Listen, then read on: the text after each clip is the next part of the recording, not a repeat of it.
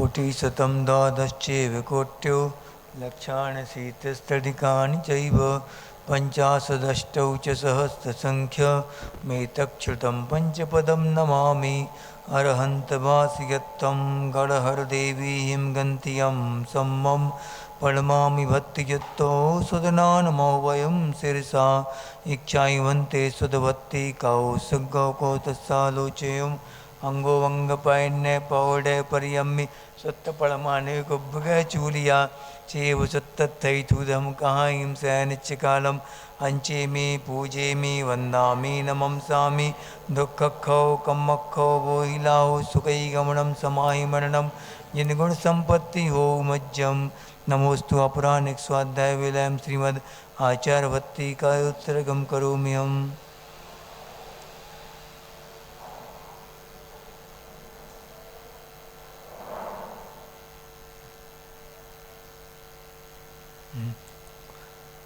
सुधजलधिपारगेभ्यः सुपरमतिविभावना पटुमतिभ्यः स्वचरिततपोनिधिभ्यो नमो गुरुभ्यो गुणगुरुभ्यः छत्तीसगुणसमग्रे पंचविहाचारकरणसन्दर्शे शिष्यानुग्रह कुशले धम्मायिरे सदा वन्दे गुरुभक्तिसंयमेणया तरन्ति संसारसागरं घोरं छिन्नन्ति अट्टकम्मं यम्मं मरणं न पावयन्ति ये नित्यं व्रतमन्त्रहोमनिरता ज्ञानाग्निहोत्राकुला षट्कर्माभिरतास्तपोधन्दना साधुक्रिया साधवा शीलप्रावरणा गुणप्रेरणाश्चन्दार्कतेजोदिका मोक्षद्वारकपाटपाटनवटा प्रीणन्तु मां साधवः गुरुवः पान्तु नो नित्यं ज्ञानदर्शननायका चारितार्णव गम्भीरा मोक्षमार्गोपदेशका इच्छाइवन्ते आरभत्ति काउ सुगो को तस्सालोचयुं सम्मनानि सम्मदनितन सम्मचर्जिताणं पंचविहाचारणमायरियाणं आयारादि सुदनानोपदेशनमज्जायाणं तीरन्गुणपालनयाणं सब्बसाहूलं सयानित्यकालम् अंचे मे पूजे मे वन्दामि नमं सामि दुःखको कम्मक्को वोइलाओ सुगै गमनं समाहि मरणम् नमः श्रीवर्धमानाय निर्धूतकलिलात्मने सालोकानां त्रिलोकानां यद्विद्यादर्पणायते।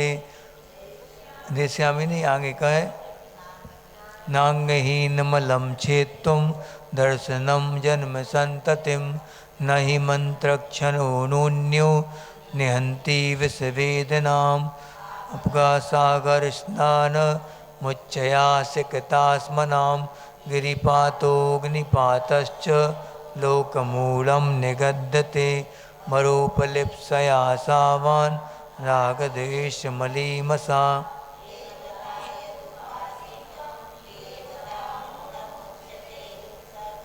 सग्रंथारंभ हिंसानां 24 नंबर 24 नीनाम पुरस्कारो गेयं पाषण्डिमोहनं पूजां कुलं जातिं बलमृद्धिं तपोवपु अष्टावासित्रमानित्वं स्मयमाहुर्गतस्मया स्मयेन यो न नत्तेति धर्मस्थान् गर्भिताशया।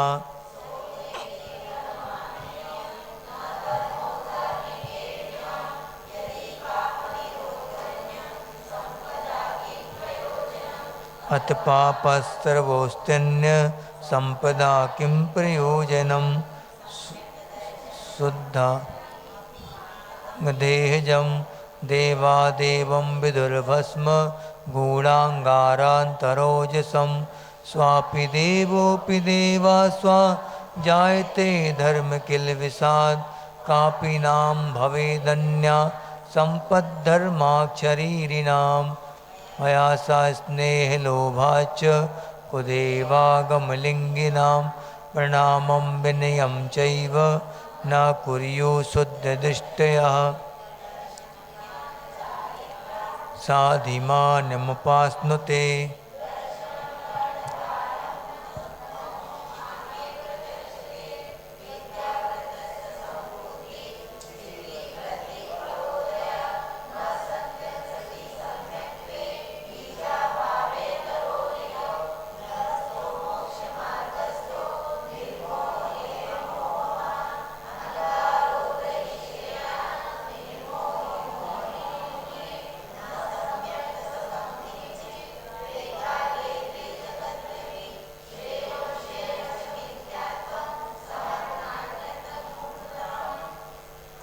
हो गए पूरे। कितने हो गए? 30, 34, 20 कर लो रोज। आज पूरे कर लो 40 तक। संपन्न सम्यक दर्शन शुद्धा नारक त्रय नपुंसक स्त्रीत्वानि दुष्कुल विकताल्पायुर दरिद्रताम च भजन्ति ना प्रवतिका ओजस तेजो विद्या। अच्छा जी पढ़ा, सुनो सुनो, ये पढ़ाना है जी, फिर से पढ़ लो एक बार जी वाले, ठीक है। सबसे आया नहीं पूरा उच्चारण उनका, तो अच्छे से उच्चारण हो जाएगा वो, ठीक है। कौन से नंबर का है? 30, 36। सम्यक दर्शन शुद्धा, पढ़ो।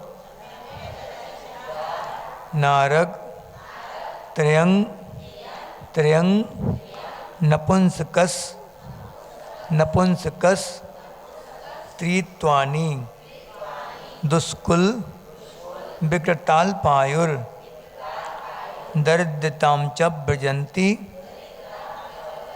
न प्रवतिकाः। पढ़ो।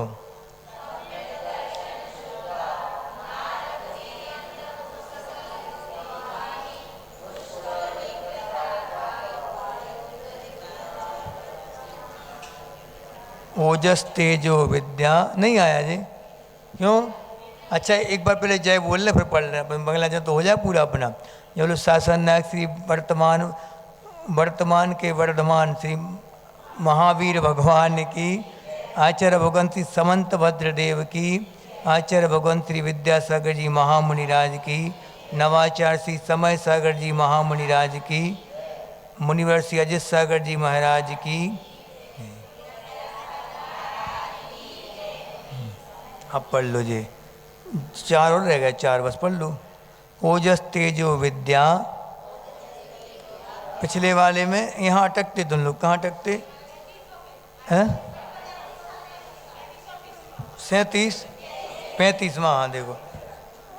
सम्यक दर्शन जी, ऊपर की लाइन तो सरल है ना, वो बन जाए। नीचे की लाइन दुष्कुल विकृताल्पायुर, दुष्कुल विकृताल्प, आधे ला तक लेना, पायुर, फिर पायुर अलग से बोलना।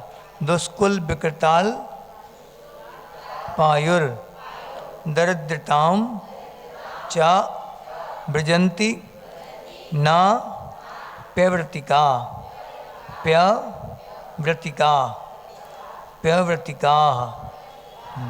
पढ़ो।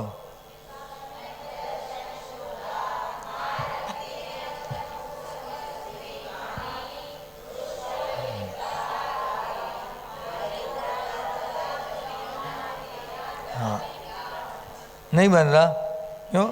नीचे वाली देखो, निशान लगा लोगे तो जल्दी आ जाएगा। देखो जो क्लास के नियम तोड़ रहे, आते जा रहे, बैठते जा रहे, खड़े होते जाओ। दुष्कुल विकृताल पायुर, इकट्ठा बोलना है, दुष्कुल विकृताल पायुर। हाँ, दरिद्रताम च ब्रजंती ना प्रवतिका। पढ़ो, लास्ट वाली लाइन पढ़ो।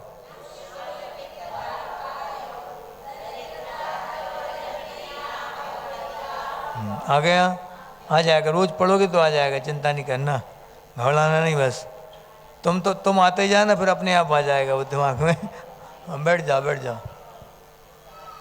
ओजस तेजो विद्या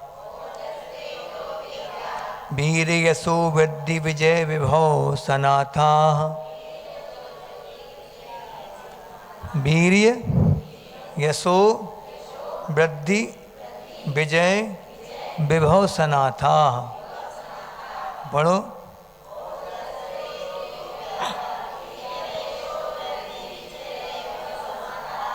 आ जाएगा, सरल है ये तो, है सरल है, हमारे लिए सरल है कि तुम्हारे लिए सरल है? महाकुला महार्था मानव तिलका भवन्ति दर्शन पूता। सरल है जी, तो ठीक है, आगे बढ़े, बन जाएगा। है नहीं, दिक्कत हो तो बता दो। नहीं है ना? कौन सी ला, ऊपर वाली नीचे वाली? महा महा महा महाकुला महार्था मानव तिलका भवन्ति दर्शन पूता। आ जाएगा, चलो। अष्टगुण पुष्टि तुष्टा दृष्टि विशिष्टा प्रकृष्ट शोभा जुष्टा अमराप्सरसां परिषदि अमराप्सरसां परिषदि चिरं रमन्ते जिनेन्द्र भक्ताः स्वर्गे। बन जाएगा जी, ये सरल है थोड़ा, है पहले वाले से सरल है, 36 में से है। अर्थ बता दिया फिर से, हाँ, शॉर्ट में सबके, किसके? 36 से 36 कहते ओजस। ओज यानी क्या होता है? शरीर का तेज, चेहरे का तेज होते, ओ शरीर का कांति, ओज कहलाता कांति। और तेज यानी तेजस्वी, चमकदार होना, वो तेज कहलाता। और विद्या यानी क्या बताया था? सब विद्याओं में निपुण, 8 प्रकार की विद्याएं जो होती, वो विद्या कल बताई थी, परसों बताई थी ना। कौन कौन सी विद्या? प्राकाम्य विद्या, अणिमा, लघिमा, ये सब विद्याएं। और वीर यानी ताकत होती, बल। और यश यानी गुण तुम्हारे अंदर आ। कीर्ति किसकी फैलती है? यशों की। यश यानी गुण, अयश यानी दोष, ठीक है। तो यश माने गुण। और वृद्धि यानी इनकी वृद्धि होती है, हमेशा कुल की वृद्धि आदि सब होती। और विजय यानी हमेशा उनकी जीत होती है। विभव यानी वैभव, जो संपदा। और सनाथा यानी इनसे सहज जो होते हैं सबसे। महाकुला यानी महान कुल में उत्पन्न होने वाले, तीर्थंकर आदि के कुल में जो उत्पन्न होते हैं। महार्था यानी कि 3 पुरुषार्थ में जो उच्च क्वालिटी के होते हैं। 3 पुरुषार्थ कौन कौन से? धर्म, अर्थ, काम। मोक्ष पुरुषार्थ अभी नहीं किया उनने, अभी ये मानव तिलका। तो मानव में तिलक समान चक्रवर्ती आदि होते हैं। भवंती दर्शन पूता हो, दर्शन पूता यानी दर्शन से जो पवित्र हैं, सम्यक दर्शन से जो पवित्र हैं, वे इन सब चीज़ों को प्राप्त करते हैं। अब अष्टगुण पुष्टि तुष्टा, 8 गुणों की पुष्टि से जो संतुष्ट हैं, यानी ये कहाँ के बता रहे हैं? जिनेन्द्र भगवान का जो भक्त है स्वर्गे, यानी स्वर्गों में वो क्या क्या पाता है ये बता रहे हैं। यहाँ पे बता दिया कि महाकुला महार्ता मानव तिलका यानी चक्रवर्ती आदि होते, ठीक। चक्रवर्ती मानव का तिलक कौन होता? सबसे श्रेष्ठ पुरुष कौन होता मानवों में? चक्रवर्ती, ठीक है। अब यहाँ पे देवों के बारे में बता रहे। 8 गुणों से जो पुष्ट हैं, यानी संतुष्ट हैं। और दृष्टि विशिष्ट माने सम्यक दर्शन रूपी दृष्टि से, निर्मल दृष्टि से जो विशिष्ट हैं, स्पेशल व्यक्ति है वो। प्रकृष्ट शोभा जुष्ट, प्रकृष्ट यानी बहुत उत्कृष्ट शोभा से जुष्टा यानी युक्त हैं। ठीक, अणिमा गरिमा आदि ये निधियाँ 8 गुण कहलाती, बताई थी ना। अणिमा, गरिमा, लगिमा, महिमा और प्राकाम, वसित, कामरूपित, और एक और थी कौन सी? ईसत्व। हाँ, ये सब ये 8 रिद्धियाँ कहलाती हैं। देवों की ये स्वभाव से होती सबकी, लेकिन सम्यक दृष्टि देवों की जो होंगी बहुत ऊंची क्वालिटी की होंगी, अच्छी। उनमें भी जो जो आवृत्ति हैं, कोई व्रत नियम नहीं है जीवन में। सम्यक दृष्टि तो हैं लेकिन आवृत्ति हैं, तो उनकी जो रिद्धियाँ रहेंगी 8, वो कैसी रहेंगी? थोड़ी लो क्वालिटी की होंगी उनमें भी। और जो व्रती होंगे प्रतिमाधारी, उनकी और ज़्यादा होंगी, हाई फाई। और उसके बाद महाव्रतियों की तो फिर और शानदार होंगी। और सेनन वाले हैं और चतुर्थ काल के कोई मुनि हैं तो उनकी और विशेष होगी, स्पेशल वाली रिद्धियाँ, चमक धमक उनकी अलग रहेगी। हाँ, यहाँ जितना छोड़ेंगे उतना उतना मिलना है। तो महाराज जी फिर छोड़ने से मिलता है तो छोड़ते ही काहे क्यों है?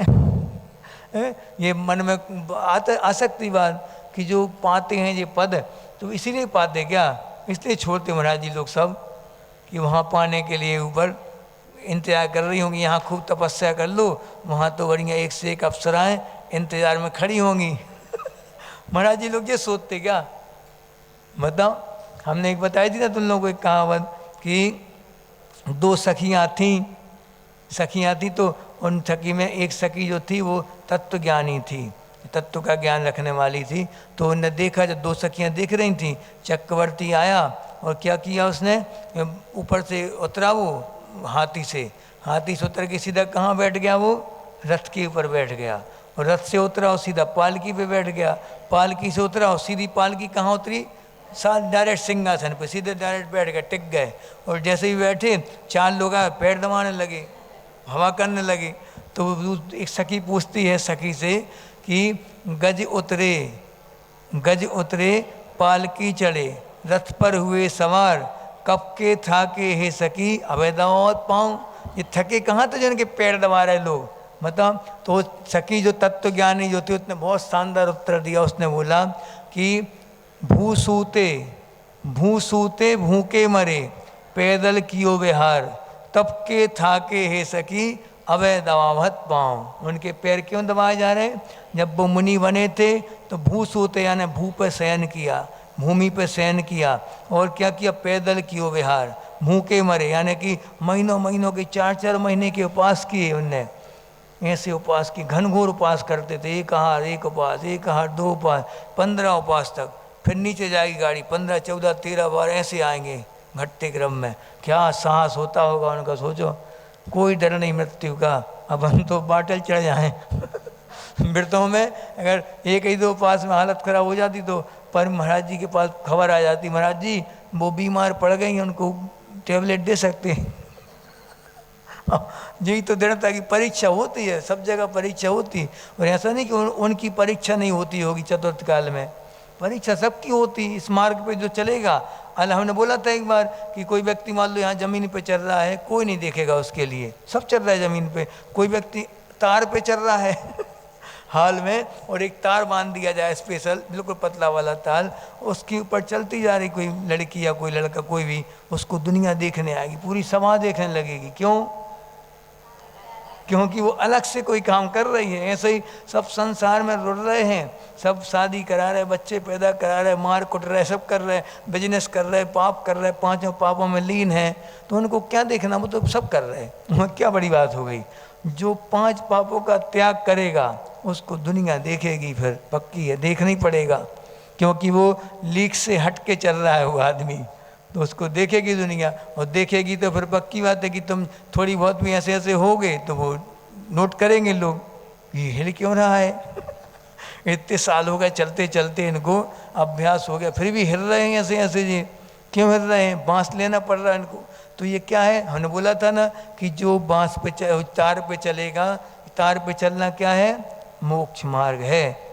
और हिलना डुलना क्या है, दोष लगना है, हाँ, नियमों के टूटना है, अतिचार अनाचार लगना है, दोषों में, अपने नियमों में लगेंगे तो फिर अब जो जितने जल्दी वो समझ जाए, उसके आसपास जो वातावरण होगा, अगर मान लो हूटिंग करने लगे लोग, चलने वाले की हूटिंग करने लगे, सबको बता दें कुछ नहीं जानता, नया सीखा है भी, कुछ नहीं जानता जी, तो क्या होगा, उसका मनोबल टूट जाएगा। और उसके आसपास अगर अच्छे आदमी हैं तार के आसपास, तो वो क्या प्रशंसक, घबराओ नहीं, हम लोग हैं नीचे, बिल्कुल नहीं घबराना, तुम नीचे तो तुम्हें गिरना ही नहीं है, हम नहीं गिरने देंगे, बिल्कुल नहीं घबराना, थोड़ा सहारा दे दिया, बांस से पकड़ के थोड़ा सहारा दे। क्या है, उपगूहन और स्थितिकरण अंग है ये याद रखना उदाहरण। हाँ, अच्छा उदाहरण आ गया दिमाग में, कौन सा, तार वाला। तार क्या है, मोक्ष मार्ग, और तार पे चलने वाला कौन है, मोक्ष मार्गी। या दर्शन और चारित्र में जो दोष लग जाते हैं, जो अतिचार अनाचार लग जाते हैं, या विचलित हो जाता है कोई व्यक्ति, कोई जीव मोक्ष मार्ग में चलते हुए, तो उसको क्या करना, उसके दोषों को ढांकते हुए उसको संभालना, वो कहलाएगा क्या, उपगूहन पूर्वक स्थितिकरण अंग कहलाएगा। इससे जिन शासन की प्रभावना होती है सबसे ज़्यादा, सबसे बड़ी प्रभावना, आप कितने मंच पे प्रवचन कर लो, कितने यूट्यूब पे क्लास चला लो, कुछ भी कर लो, जो प्रभावना गिरते हुए को संभालने से होती है वो कभी नहीं हो सकती, कभी भी नहीं। इसलिए समाज में हमने कई बार बोल चुके तुम लोगों से ये वाली बात कि समाज में अपनी ऐसा कोई भी हिस्सा खाली ना हो, ऐसा कोई कमज़ोर अंग ना हो अपने शरीर का। अपना शरीर, समाज क्या है, एक शरीर है। एक शरीर में मान लो पैर किसी का कमज़ोर हो रहा है, आहार की कमी से या कुछ भी कमी से पैर कमज़ोर हो रहा है तो वो विकलांग हो जाएगा। तो विकलांग होने से बचाने के लिए क्या करना है, उसको संभालना है, पौष्टिक तत्व वहाँ तक पहुँचाना है अपन को। कोई भी हिस्सा हो शरीर का, सब अंग, कोई व्यक्ति मान लो कोई से खड़ा किया जाए किसी के लिए, उससे कहा जाए कि तुम्हारी आँख दे दो हमें, दो तो हैं तुम्हारे पास, दे देगा वो? नहीं देगा। हर अंग कीमती है शरीर का। एक अपेंडिक्स नस भी रहती है, वो जब उसका भी अपना एक स्थान है, भला ही वो अंदर छुपी रहती है, लेकिन हर एक अंग जो बनाया गया बना है शरीर का, हर एक अंग कीमती है, उसके अलग अलग कार्य हैं, सबके अपने अपने अपने कार्य हैं। तो वो कार्य अपनी जगह पे काम करते तब जाके शरीर अपना काम कर पाता। एक भी पुर्जा अगर शरीर का निकाल दिया जाए, यहाँ वहाँ कर दिया जाए, अपने आप पूरा सब कुछ गड़बड़ होने लगता, धीरे धीरे पूरी मशीन गड़बड़ होने लगती। मशीन है वो तो एक। तो फिर ऐसे ही अपने समाज में कोई भी अंग ऐसा खाली न रहे जिसमें पौष्टिक तत्व पहुँच ना पाए। हाँ, जिनेंद्र भगवान की महिमा वहाँ पहुँच ना पाए, ऐसा कोई भी अंग ना हो, चाहे वो हमारे आस पड़ोस के हों और अदर में भी हों। पहले तो जैन समाज पुष्ट होनी चाहिए, उसके बाद अगर जैन समाज पुष्ट हो गई है तो फिर अब जो जैन में आना चाहते हैं, भद्द परिणामी जो जीव हैं, जो कि जैन शासन के से प्रभावित हैं, वहाँ आना चाहते हैं, मुनियों आदि को मानते हैं, थोड़ी बहुत प्रभाव रखते हैं जैन धर्म का, उनको भी मिलाना चाहिए। ऐसा नहीं कि उनको जैन लिखो जैन लिखो, लिखने से कुछ नहीं। अहिंसा के सिद्धांतों को मानने लगे वो जैन है, वो कुछ भी लिखे अपने नाम के आगे, लेकिन वो कौन हो गया, अब जैन हो गया। जैसे कि इंदिरा गांधी 92 की बात है शायद, 92 में गोमटेश्वर गई थी वो मस्तकाभिषेक देखने के लिए, तो वहाँ पर उनने बहुत लंबी स्पीच दी थी जैन धर्म के बारे में, अच्छा सिद्धांतिक वर्णन किया था उनने। तो पूछा विपक्ष वाली, जब संसद लगी तो विपक्ष के नेता अटल जी थे शायद उस समय, अटल जी ने उनके ऊपर टांट कसा इंदिरा जी के ऊपर कि आप जैन हो गई क्या? क्या बोला, आप जैन धर्म को मानने लगें क्या? तो इंदिरा जी ने इतना शानदार जवाब दिया था, उन्होंने कहा था कि हाँ मैं जैन हूँ, और मैं ही नहीं, दुनिया का हर वो व्यक्ति, हर वो जीव जो कि अहिंसा के सिद्धांत को मानता है, जो रात्रि भोजन नहीं करता, जो पानी छान के पीता है, जो झूठ नहीं बोलता, चोरी नहीं करता, 5 पापों से दूर रहता है, वो जैन है।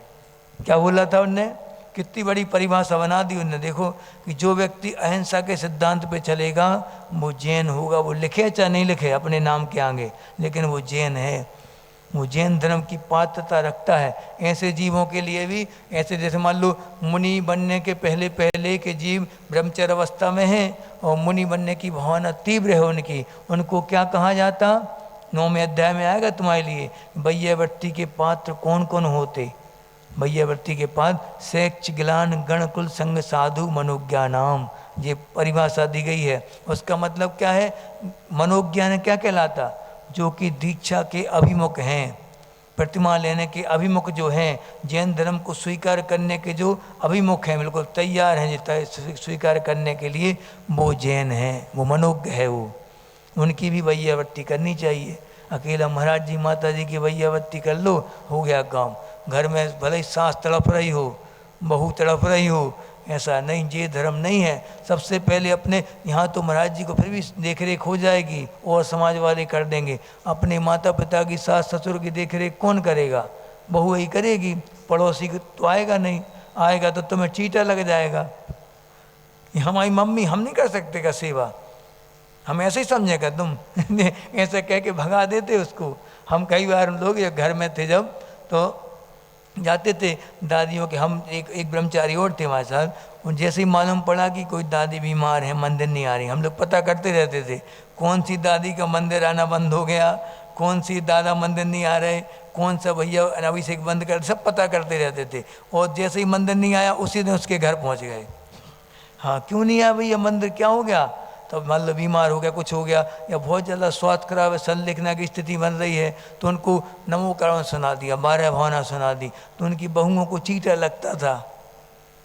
क्या चीटा लगता था कि क्या कहेंगे लोग, बहू सेवा नहीं कर रही भैया जी आ गए सेवा करने के लिए, रोज आने लगे ये लोग। और कई कई लोग ये तक बोल देते थे कि मार डालोगे क्या। ये कहते थे अभी बहुत टाइम है भैया जी, अभी हमारी मम्मी अभी बहुत रहेंगी। तो जबकि क्या मतलब सुनाने का मतलब क्या समझते वो, ऊपर ऊपर पहुंचाने आ गए जी यमराज। ऐसा नहीं है। क्या समझना यहाँ पे कि सद्बुद्धि की बातें, दो बातें अगर उसको मिल गई कान में उसके, अच्छी आगम की दो बातें सुना दी अपन ने, शास्त्र की दो बातें। क्योंकि आगम को क्या कहा गया है, आचार्य का बहुत अच्छा एक दो है आचार्य का, पीयूष है विषय शोक विरेचना है, पीते सो शीघ्र मिट्टी चिरवेदना है, वाणी जिनेन्द्र कथिता दुखहारनी है, और संजीवनी सुख करी जिन भारती है। ये मतलब आचार्य जी ने लिखा कि पीयूष माने अमृत के समान है जिनवाणी, और क्या है विषय शोक विरेचना है, जो विषय सुख में अपन सुख मान रहे थे जो उनको बमन करवाने वाली है कौन, जिनवाणी। जिनवाणी के शब्द जैसे ही कान में पड़ेंगे तो अमृत के समान टैबलेट है वो। या जैसे मान लो कचरा फचरा भरा है अंदर से, बहुत फूड पॉइजनिंग हो गई तो क्या होगा, अंदर कचरा भरा है, सड़ रहा है वो अन्न, तो उसको क्या कर देंगे, जैसी दवाई खाएंगे तो क्या कर देगा, विरेचना करवा देगा, या तो नीचे से निकाल देगा पूरा कचरा या फिर ऊपर से निकाल देगा वो। ऐसे ही जिनवाणी है, जैसे ही अपने कानों के माध्यम से अंदर गई वो क्या कर देगी, जितनी अनादिकाल से विषय सुख की जो चाय थी वो सब की सब बमन करवा देगी अपने आप सब। फिर वो तैयार हो जाएगा खाने के लिए। क्या खाने के लिए, विषय सुख नहीं, फिर तो जिनेंद्र भगवान गुरुओं के वचनों को खाएगा बस, इसके अलावा कोई नाश्ता नहीं। यही नाश्ता, यही भोजन, यही सब कुछ है। ये तुम लोग बोलते महाराज जी एक टाइम भोजन करते, कौन कह रहा है एक टाइम करते हैं, 4 टाइम करते हम लोग भोजन, सामायिक 3 टाइम की सामायिक करते और 4 टाइम स्वाध्याय करते हैं। 4 टाइम का तुम क्या करते होगे, 4 रात में तक खाते, हम दिन रात का कोई भेद नहीं, दिन रात खाते हम लोग तो। दिन रात खाएंगे, तुम जो करना तो कर लो, हम तो दिन रात खाएंगे। आचार्य जी बोलते कि इस पद पे आके वो भोजन तो कुछ है ही नहीं, वो भोजन तो किस लिए किया जाता है, अपने आवश्यकों को पाल सकें, इसलिए वो भोजन एक बार कर लिया मन को समझाने के लिए, एक बार उसमें अभी शर्त रख दी, ये विधि मिलेगी तो जाएंगे, नहीं तो नहीं जाएंगे। हाँ, मन की बात में मन बोल रहा है कि चलो चलो उठो, खाने का टाइम, उठो, हिम्मत नहीं रहेगी, ठीक है तुम्हारी बात मान ले रहे, मन की बात मान ली। अब मन को भी कंडीशन रख दी, शर्त रख दी, हमारी शर्त ये है, ये अगर विधि मिलेगी तो जाएंगे, नहीं तो नहीं जाएंगे। और चौके में पहुंचने के बाद भी ऊन उधर करेंगे। आज ऊन उधर करना बहुत मुश्किल होता, उपवास करना तो आसान है, एक दिन पहले से अपनी मेंटेलिटी बन जाती उपवास करने की कि हमें उपवास करना है, तो अपने आप शरीर की जो एंजाइम वगैरह निकलने वाले थे, जो पित्त वगैरह निकलता था, वो अपने आप शांत हो जाएगा, कम निकलेगा उस दिन, क्योंकि मेंटेलिटी बन गई अपनी, और आहार की मानसिकता बन गई पूरी, निकल गए आहार के लिए, वहाँ पहुँच गए, थाली देख ली, सब कुछ कर लिया, उसके बाद खड़े हो गए आहार के लिए, जैसे एक बूंद पानी, एक अंजलि पानी पिया, उदीर्णा हो जाती अपने आप, वहाँ पे सब कुछ भूख बहुत तेज हो जाती है अपने आप, और जलती हुई तवे पे एक बूंद छिड़क दो, क्या होगा उस बूंद का, भस्म तुरंत। ऐसे ही ऊन उदर करने वाले जो मुनिराज होते हैं, अग्नि प्रज्वलित हो रही अंदर से, खूब तेज जठराग्नि है, एक बूंद एक अंजलि लिया, बैठ गए सीधे, उत्कृष्ट ऊन उदर है ये। मध्यम ऊन उदर क्या कहलाता, जैसे मान लो 32 गिलास खाते हैं तो 32 में से 16 खाएंगे आज बस, और पानी कितना, मान लो 40 अंजलि पानी पीते, आज 20-25 पिएंगे बस, 30 पिएंगे, ज़्यादा नहीं, गिनती का सब कुछ सिस्टम ऊन उदर में जी होता है। और मध्यम हो गया, जघन्य क्या कहलाता, 1 गिलास कम खाएंगे, रोज जितना खाते तो उससे 1 गिलास कम खाएंगे। तो आचार्य बोलते थे हम लोगों को, मान लो रात में किसी को जंगल जाना पड़ा तो आचार्य प्रायश्चित देते थे, प्रायश्चित में क्या बोलते थे, ऊन उदर कर लेना, लेकिन फिर बुला के बोलते जघन्य नहीं करना, मध्यम ऊन उदर कर लेना। समझ गए, मैंने आधा खाना है, ऐसा नहीं कि 1 गिलास कम खा के आओ, आधा खाना है, नहीं तो ऊन उधर कहो तो 1 गिलास कम खा लेंगे। अब वो कब पूरा भर गया पेट पता ही नहीं पड़ता, 1 गिलास तो गिनती नहीं होती कुछ, और जो गिनती कर ले तो उनको सब मालूम रहता है कि कितने चल गए हमें गिलास। अब मान लो कि आचार्य का काम था, आचार्य क्या करते थे, शुरू में 8 अंजलि जल लिया, फिर 8 गिलास लिए, उसके बाद फिर 8 अंजलि जल दिया, फिर 8 गिलास लिए, और फिर उसके 8 अंजलि फिर जल दिया, और बीच में 1-2 गिलास और लिए। ऐसे मुश्किल से 16-17 गिलास आचार्य चलते थे, मान इतने, बस ज़्यादा गिलास नहीं, इतने से ज़्यादा नहीं चलते थे। ज़्यादा से ज़्यादा 20 चलेंगे, बहुत अधिक हो गया ठंडी के दिन में तो 20 चलेंगे। बाकी पानी भी फिक्स था उनका पूरा, तो उन्हें करना आसान था, गिनती हमें मालूम होना चाहिए कि हम कितना डाल रहे हैं अंदर। अब डालते या डालते, अब डकार नहीं आ रही तो क्या मतलब, बंद ही नहीं करोगे। हाँ, पूरा निकलेगा, इकट्ठी डकार आएगी फिर। कई बार ऐसा होता है कि लोग के चक्कर में एक अंजलि और लोग के चक्कर में पूरा का पूरा निकल जाता बाहर। फिर अब दिन भर सेंको, फिर गर्मी के दिन है, बहुत तेज गर्मी पड़ रही है, और एक अंजलि ज़्यादा जल लेने के चक्कर में पूरा का पूरा जल उफन के बाहर आ गया। अब दिन भर पट्टी रखो, ठंडी पट्टी गर्म पट्टी यही करते रहो दिन भर, उल्टी पट्टी उल्टी, ऐसे उल्टे सीधे होते रहो, फिर आकुलता होती और उल्टी हो जाती और आकुलता होती, गर्मी बढ़ जाती फिर शरीर की। इसलिए क्या करना कि इन गुणों की याद रखना। यहाँ पे बता रहे अब ये कि अष्टगुण पुष्टि तुष्टा दृष्टि विशिष्टा प्रकृष्ट शोभा जुष्टा, यानी कि दृष्टि से जो विशिष्ट है सम्यक दर्शन से, और प्रकृष्ट शोभा जुष्टा, प्रकृष्ट यानी अतिशय शोभा से युक्त है। अमराप सरसाम परिषदि, यानी कि अमर यानी देव, अप्सरा यानी देवियाँ, देवों देवियों की परिषद यानी सभा में, चिरम रमनते, चिरकाल तक, बहुत लंबे समय, अनादिकाल अनंत काल नहीं कह सकते, कितना है, असंख्यात समय तक वो जिनेन्द्र भक्ता रमण करता रहता स्वर्गों में। अगला नवनिधि सप्तद्वय रथ,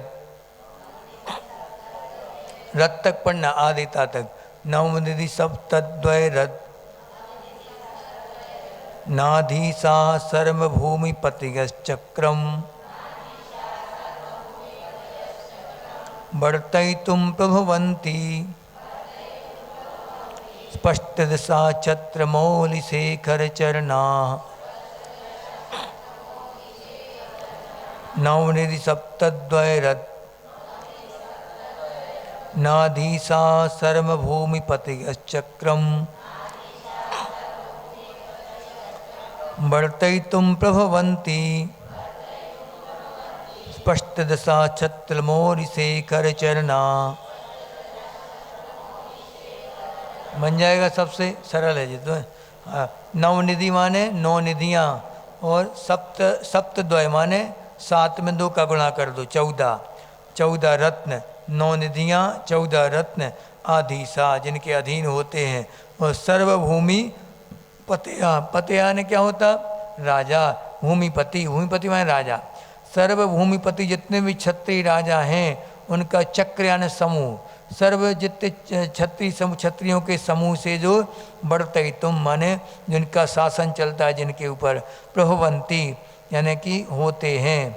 तो कौन, स्पष्ट दिशा यानी सम्यक दृष्टि, स्पष्ट दिशा में सम्यक दृष्टि। छत्र मौलि शेखर चरणा, छत्र मुकुट, शेखर यानी कि छत्र मौलि यानी होता मुकुट के ऊपर की जो मणि होती वो, ठीक है, और शेखर यानी सबके शिरोमणि होते जो, उनके द्वारा जिनके चरण पूजे जाते हैं, तो चक्रवर्ती आदि पद को प्राप्त करते हैं। कौन, स्पष्ट दिशा माने सम्यक दृष्टि। अमरा सुर नर पतभिर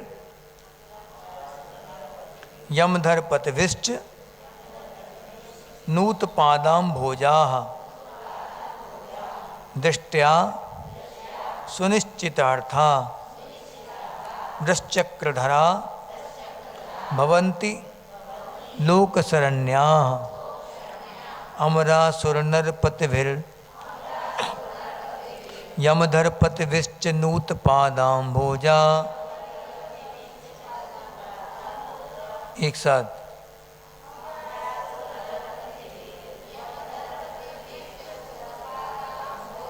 दृष्टया सुनिश्चितार्था वृश्चक्रधरा भवन्ति लोकशरण्या। पढ़ो।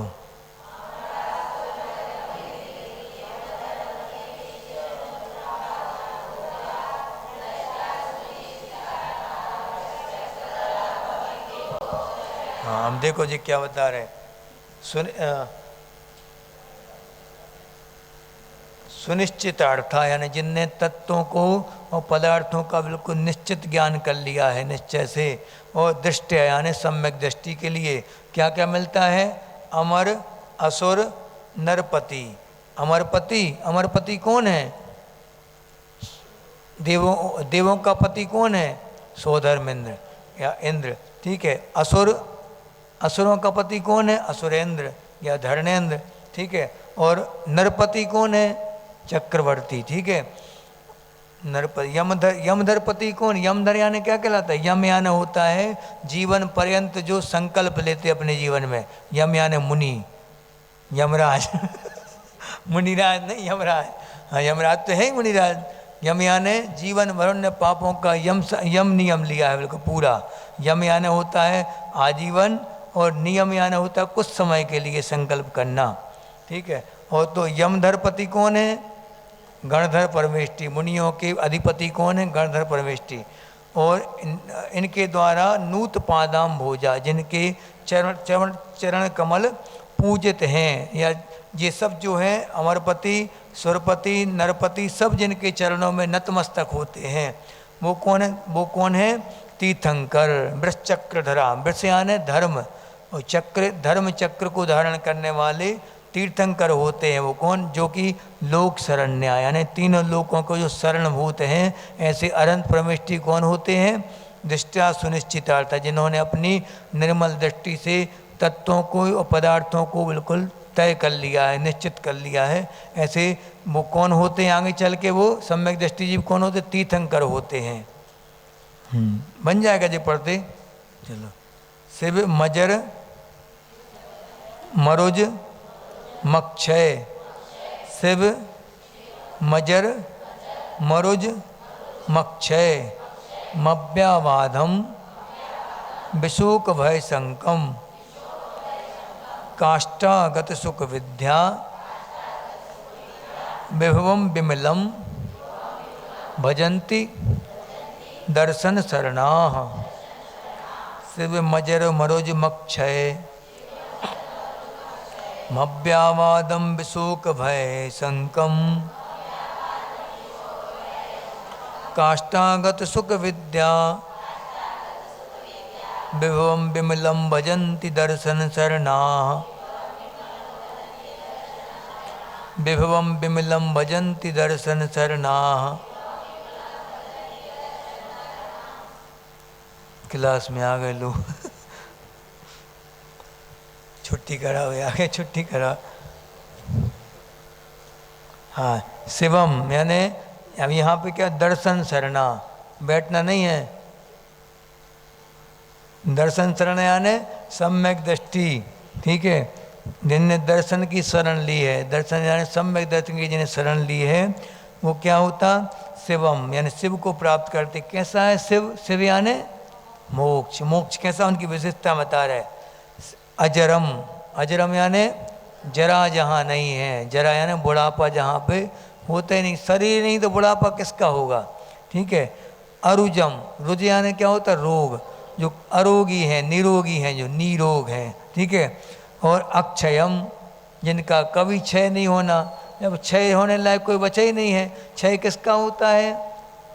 बहुत गलत वस्तुओं का क्षय होता है, जिनके आकार प्रकार आदि होते, बाकी उनका क्षय थोड़ी होता अरूपी चीज़ों का। अक्षयम। अव्यावाधम, बैठ जाओ। अव्यावाद यानी कोई बिना किसी बाधा के, अव्यावाद अबाधित। विशोक, विशोक यानी शोक से रहित। अब उनकी कोई चीज़ ही नहीं है जो गुम जाए तो शोक हो जाए उनके लिए। शोक किसे कहते? शोक किसे कहते? इष्ट वस्तु के वियोग होने पर बार बार उसी के बारे में सोचना, चिंतन करना, ये कहलाता शोक। ये काय का कारण है? ये शोक। दुख शोक तापा क्रंदन बल परिदेव नान्यात्म परोभयस्थानान्न सद्वेद्यस्य। क्या मतलब? दुख, शोक, ताप, आक्रंदन, बद, परिदेवन, ये सब 6 कारण हैं। असाता बांधना हो तो ये उपाय करो। जीवन में असाता कैसे बांधे महाराज जी? कैसे उपाय करें कि जीवन में खूब दुख हो जाए हमें खूब हंसाता है उदय में, तो ये उपाय करो। उपाय दिए आचार्यों ने, करना है। देखो दुख, दुख यानी दुख क्या कहलाता? दुख यानी अपन के शरीर में कोई कष्ट होता है तब बार बार उस पीड़ा की तरफ ध्यान जाना, दुख, शारीरिक दुख, ठीक है। और शोक बता दिया भाई, इष्ट वस्तु के वियोग होने पर उसी के बारे में बार बार चिंतन करना, वो कहलाएगा शोक। और दुख, ताप, ताप किसे कहेंगे?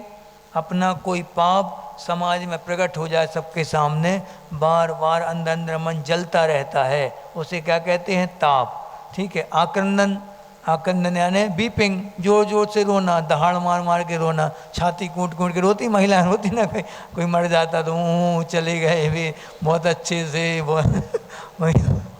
हाँ क्या हुई, हमारा क्या होगा, ये क्या है? महिलाओं में विशेषता होती है, विशेषकर पुरुष भी, ऐसा नहीं पुरुष नहीं रोते, वो भी रोते हैं, लेकिन महिलाओं में अति होती है इस चीज़ की। आक्रंदन यानी कि बहुत जोर जोर से दहाड़े मार मार के रोना, आक्रंदन। अब दुख नहीं आओ ना, सो रोनी नहीं अरे हम तो रोते नहीं, अब दुख नहीं तो रोने नहीं।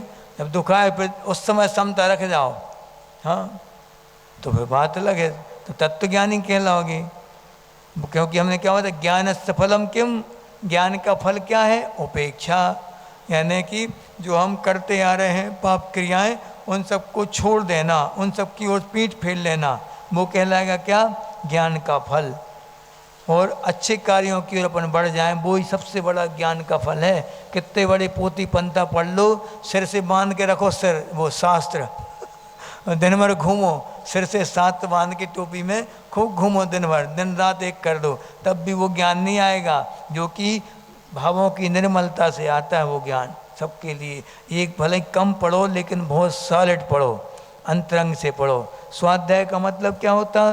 स्व अध्ययनम स्वाध्याया, यानी अपना अध्ययन कर लो खुद का, दूसरों का अध्ययन करने खुद स्वाध्याय करते अपन कि महाराज जी वे खूब दुख करती हैं, वे खूब चुगली करती हैं, वे स्त्री बनेंगी। क्या महाराज जी ठीक है, अब तुम क्या करनी ये तो बताओ जी। कोई ये कहते नहीं आता महाराज जी, कई बार ये कहते महाराज जी कौन से कर्म को होता है महाराज चौका खाली जाता है कई लोग बोलते महाराज जी अंतराय कर्म का उदय है, खाली चौका जाता है। कौन से कर्म किए होगी हमने, दो दिन से खाली जा रहा चौका लगातार है।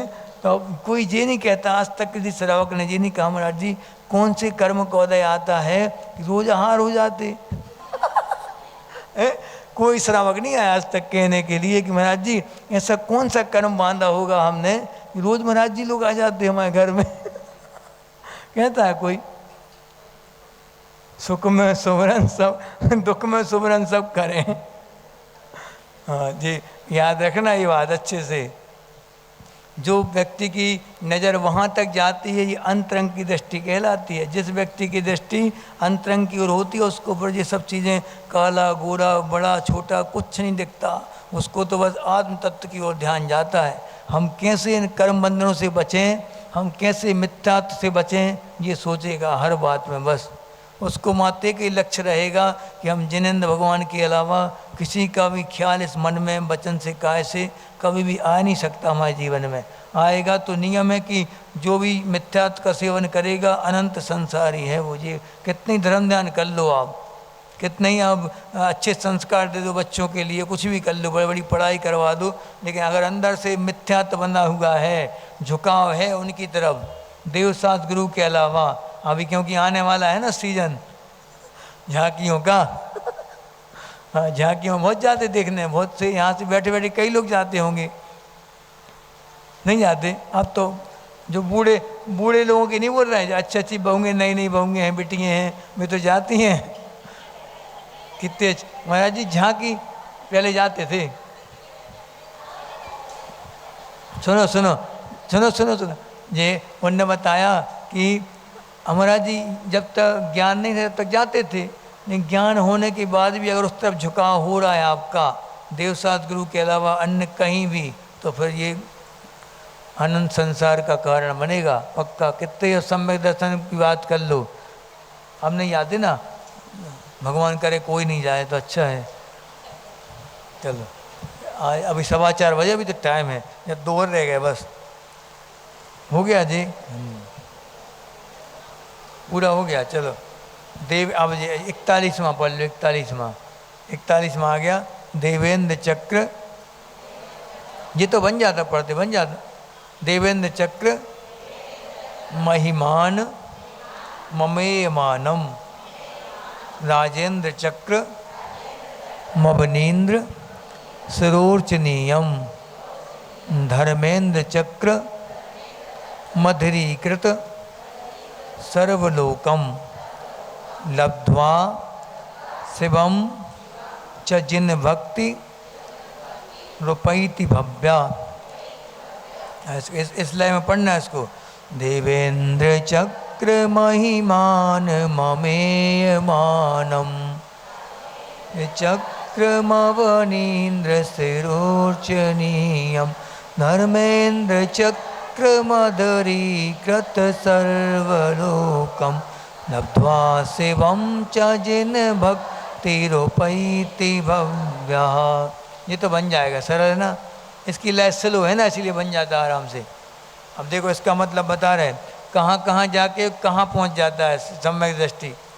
देवेंद्र चक्रम, देवेंद्र चक्र महिमानम अमेयमानम, यानी कि अमेयमान यानी क्या कहलाता, अपरिमित, जिनकी कोई संख्या नहीं है, असंख्यात।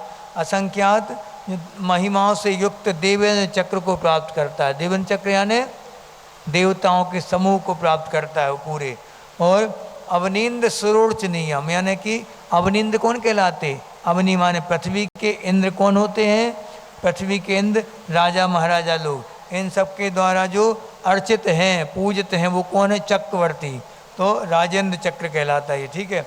राजेंद्र चक्र माने चक्रवर्ती की, जो कि समस्त पृथ्वी के राजाओं से पूजित होते हैं। और धर्मेंद्र चक्र चक्रम अधरीकृत सर्वलोकम, सर्वलोक को जिनने अधरीकृत यानी झुका दिया है, तीनों लोकों को जिनने झुका दिया है, ऐसे धर्मेंद्र चक्र को प्राप्त करते हैं। धर्मेंद्र चक्र कौन कहलाता, धर्म चक्र किसका होता, तीर्थंकरों का, तीर्थंकर को प्राप्त करते। इसके बाद देखो लब्ध्वा यानी ये सब पाके शिवम, कहाँ जाना है, मोक्ष को। जिन भक्ति रूपैति भव्या, जिन भक्ति से उपैति माने प्राप्त करता है ये सब चीज़ें, भव्य जीव। अब नहीं करेगा, भव्य ही करेगा। रेंदो आज पानी तेज आ रहा, अच्छा बहुत दिन से राह देख रहे थे सबके सब, ये पानी कब गिरेगा है। चलो आज दूसरे अध्याय का अपन शुरुआत कर दें थोड़ी सी है, मंगलाचरण तो कर दें।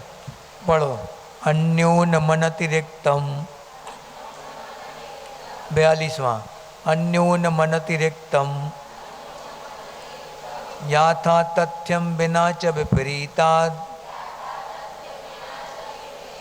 निस्संदेहम वेदये। या तक पढ़ना, या तक। निस्संदेहम वेदये दाहुस्तज्ञानमागमिनः, निस्संदेहम वेदये दाहुस्तज्ञानमागमिनः, अन्योन मनतिरिक्तम याता तथ्यम विना च विपरीतात्, निस्संदेहम वेदये दाहुस्तज्ञानमागमिनः। नहीं बन रहा, पढ़ो।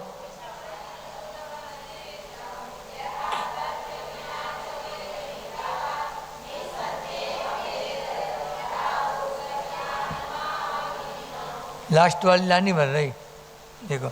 निस्संदेहम वेदये, वेदये दाहुस, हुस आदि सातक, दाहुस तज्ज्ञान माँ गमिनः, माँ गमिनः।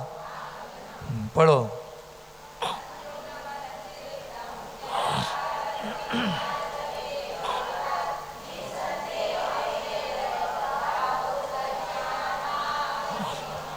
बन जाएगा सबसे। चलो आगे बढ़े। अन्यूनम, अब देखो सम्यक ज्ञान किसे कहते हैं, अन्यूनम यानी कि न्यूनता से रहित, जैसा है वैसा, कोई न्यून नहीं करना, उसमें कुछ भी कम नहीं करना। अनतिरिक्तम, ना अतिरिक्त करना कुछ भी, जैसा कहा गया है शास्त्रों में, आगम में, आचरण जैसा लिखा है वैसा का वैसा बोलना। एक भी शब्द अपना खुद का नहीं मिलाना और ना कोई शब्द कम करना, ठीक है। यथा तथ्यम यानी जैसा है वैसा, यथा तथ्य में यथावत, जैसा का तैसा। बिना च विपरीता, यथा तथ्यम बिना, बिना च विपरीता यानी कि क्या बताया इसमें, बिना च विपरीतात का मतलब विपरीतात बिना, माने विपरीतता से रहित। अच्छा, विपरीतात बिना, विपरीतता से रहित, कोई भी उल्टा सीधा भी कथन नहीं करना। इसलिए शास्त्रों की वचन का चलती थी पहले, है ना, बताया ना 5 प्रकार का स्वाध्याय होता है। कौन सा? वाचना प्रक्षणानुप्रेक्षाम न्याय धर्मोपदेशा, ये 9वां अध्याय है। न पूरा जहाँ भी आप जाओगे, जो भी आप खोलोगे ग्रंथ, आपको कहीं ना कहीं तत्वसूत्र का सहारा तो लेना ही पड़ेगा। ऐसा ग्रंथ हमने पहले बोला था तुम लोगों से, वो क्या है, जैन दर्शन की बाइबल के समान है वो।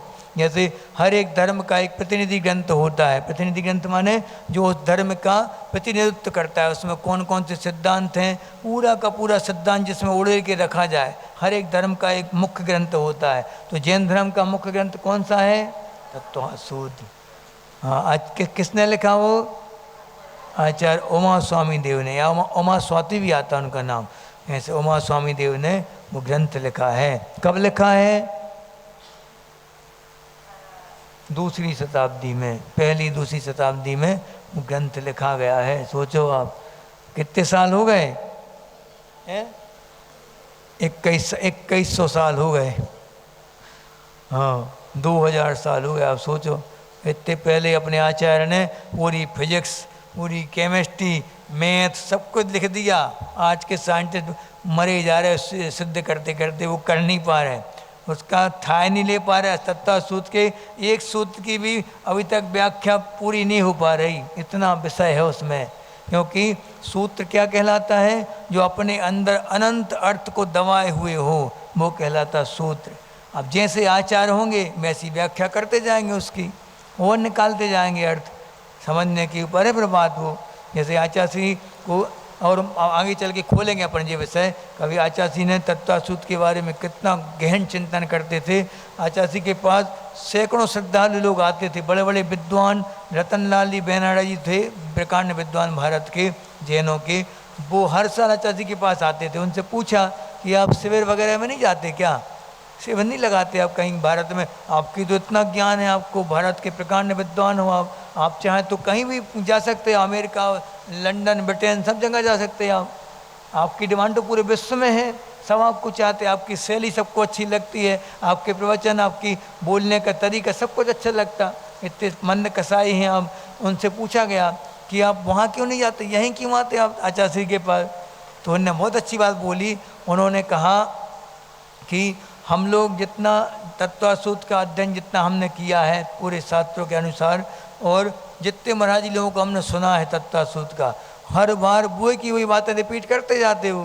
तत्वसूत्र का वो अर्थ फिर खोल दिया, वो अर्थ फिर खोल दिया। लेकिन गुरुदेव एक ऐसे संत हैं कि जितनी बार उनके पास आओ, हर बार हर सूत्र का अलग अलग तरीके से अर्थ मिलता था, हर बार। आप सोचो, उनका ऐसा दिमाग, गुरु जी का ऐसा दिमाग था, उसका कोई पार नहीं पा सकता था। हमने कुंडलपुर जब महोत्सव हुआ 2022 में, उस समय एक आचार्य आए थे, कोई समता सागर जी, कोई नाम भूल गया उनका, वो आए थे महाराज जी, बहुत अच्छे भाव, 2-3 आचार्य आए थे उस समय।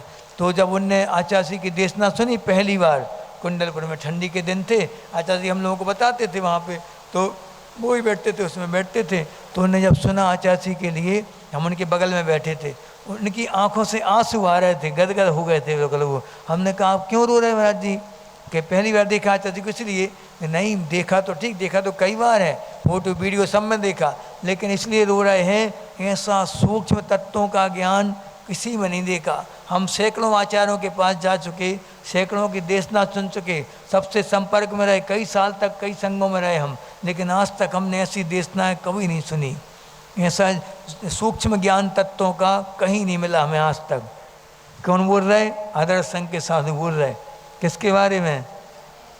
आचार्य गुरुदेव के बारे में बोल रहे। इतना सूक्ष्म उनका अध्ययन था आचार्य श्री का, मेहनत भी करी, और ये सब क्यों फलित हुआ उनके जीवन में?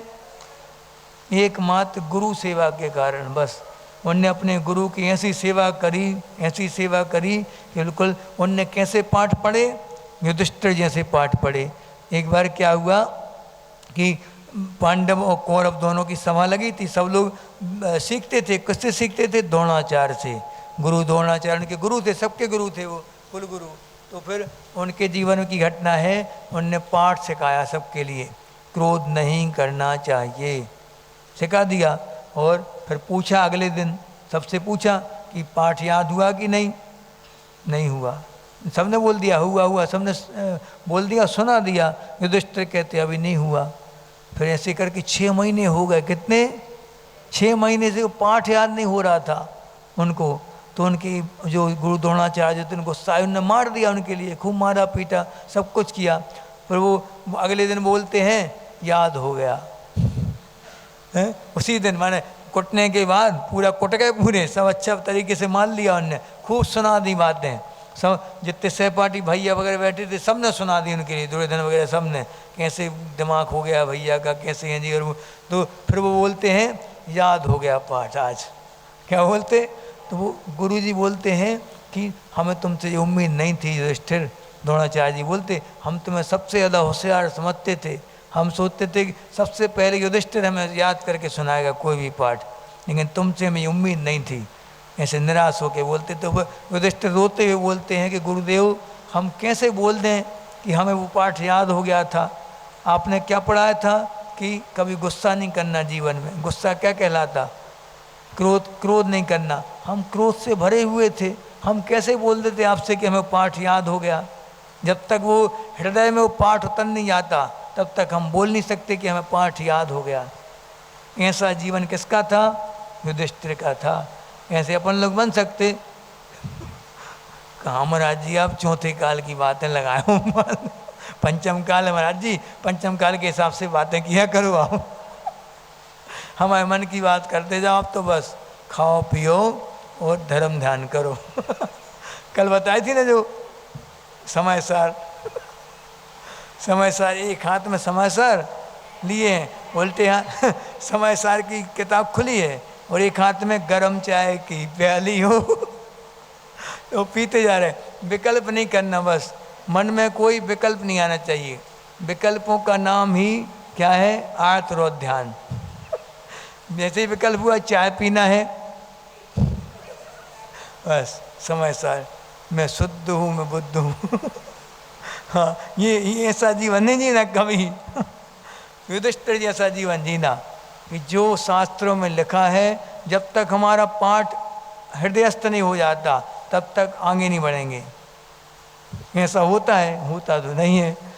कसाय सबको याद हैं, 5 पाप सबको याद हैं और सब कर भी रहे हैं। PhD कर ली सबने पापों में, जबकि बचपन से पाठशाला से पढ़ते आ रहे।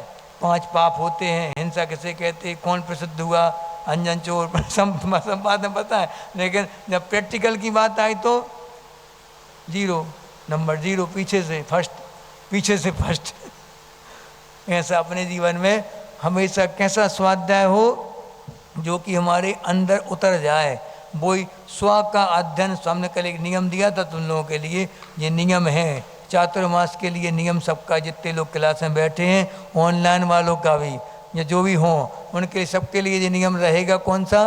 कम से कम सोने के पहले 5 मिनट का समय अपने आप के लिए निकालो कि हमने आज दिन भर में क्या क्या किया, उसका विश्लेषण करो अच्छे से।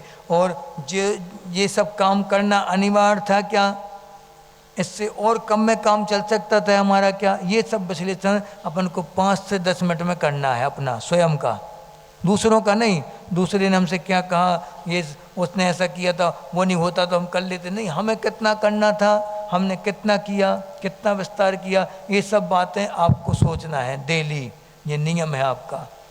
आप स्वयं अनुभव करोगे इस बात का कि आपको इतना अच्छा चिंतन खुल गया आपका। जो पाप प्रवृत्तियाँ बहुत ज़्यादा हावी हो रही थी अपने ऊपर, वो सब नियंत्रण में आ जाएंगे अपने आप। बस मात्र 5 से 10 मिनट का समय अपने अध्ययन के लिए दे, स्वाध्याय के लिए। सबसे सच्चा स्वाध्याय वही है।